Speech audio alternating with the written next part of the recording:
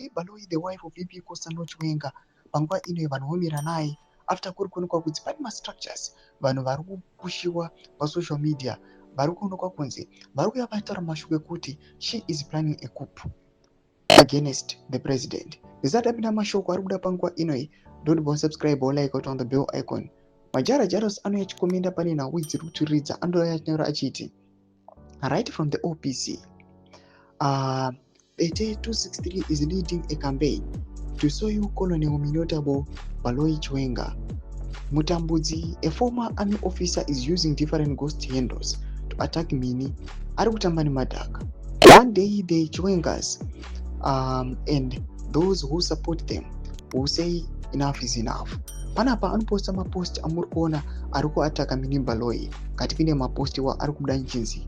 Meanwhile, disturbing news from Zimbabwe is that the wife of the VP has gone rogue, setting up parallel structures within the army barracks. Beta 263's marriage to a retired general does not grant diplomatic immunity to undermine the sitting president. Idi Mnangagwa anouya achipost again another post yamuri kuona kudanyika chinzi Mini has not learned anything from Grace Guchi Mugabe. She wants to be the first lady too much and making a mistake of undermining a commander-in-chief. We have seen this script before. Mapost amuri kuona ari kuitwa against Mini Baloyi. Another imwe inobuda pa again chinzi there is clear evidence that she is abusing her position in MID and forgets who her commander-in-chief. Ndo mashoko anobuda chinyogwa panguva ine ari kuonekwa kuzi ma-attacks ari kuitiwa against Mini Baloyi.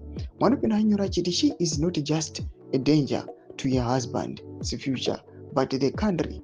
She needs to be stopped. Mashoko ari kubuda panguva ine ari kuonekwa kunzi vakomana vari kuuya panguva inoi vachiataka Mini Baloyi kunyange zvakakanyarara. Pena comment section medu zafunguro enyu moti kudii pamusoro pezviitiko izvi. Musaona subscribe or like, chiri turn on the bell icon.